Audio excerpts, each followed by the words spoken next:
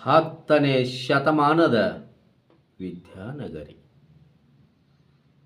10-11 ಶತಮಾನಗಳ ಹಿಂದೆ ಪ್ರಮುಖ ವಿದ್ಯಾಕ್ಷೇತ್ರವಾಗಿದ್ದ ನೀಲಗುಂದವು ಕಲ್ಯಾಣಿ ಚಾಲುಕ್ಯರ ಅಪೂರ್ವ ಶಿಲ್ಪಕಲೆಯ ಕೇಂದ್ರ.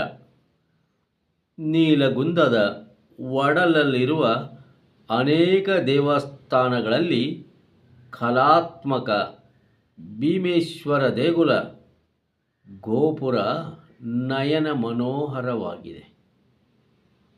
ಇದು ಎಲ್ಲಿದೆ ಎಂದರೆ ದಾವಣಗೆರೆ ಜಿಲ್ಲೆಯ ಹರಪನಹಳ್ಳಿ ತಾಲೂಕು ಕೇಂದ್ರದ ಸನಿಹದಲ್ಲಿದೆ. ಅಲ್ಲಿಗೆ ಹೋಗುವುದು ಹೇಗೆಂದರೆ ಜಿಲ್ಲಾ ಕೇಂದ್ರ ದಾವಣಗೆರೆಯಿಂದ 55 ಕಿಲೋಮೀಟರ್, ಹರಿಹರ ನಗರದಿಂದ 35 ಕಿಲೋಮೀಟರ್, ಹರಪನಹಳ್ಳಿ ತಾಲೂಕು ಕೇಂದ್ರದಿಂದ 13 ಕಿಲೋಮೀಟರ್ ಅಂತರದಲ್ಲಿ ಹರಪನಹಳ್ಳಿ ಶಿವಮೊಗ್ಗ ರಸ್ತೆಯಲ್ಲಿ ನೀಲಗುಂದ ಕ್ರಾಸ್ ಬರುತ್ತದೆ.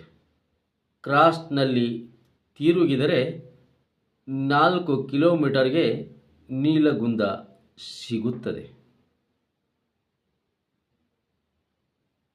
ಗತಕಾಲದ ಇತಿಹಾಸದಲ್ಲಿ ಶಿಕ್ಷಣ ಒಂದು ಪ್ರಮುಖ ಪಾತ್ರವನ್ನು ವಹಿಸಿತ್ತು.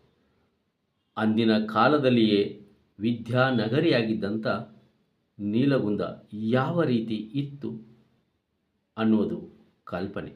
ಆ ಕಲ್ಪನೆ ಒಳಗೆ ನೀವು ಪ್ರವೇಶಿಸಬೇಕೆಂದರೆ ಅಲ್ಲಿಗೆ ನೀವು ಭೇಟಿ ನೀಡಲೇಬೇಕು.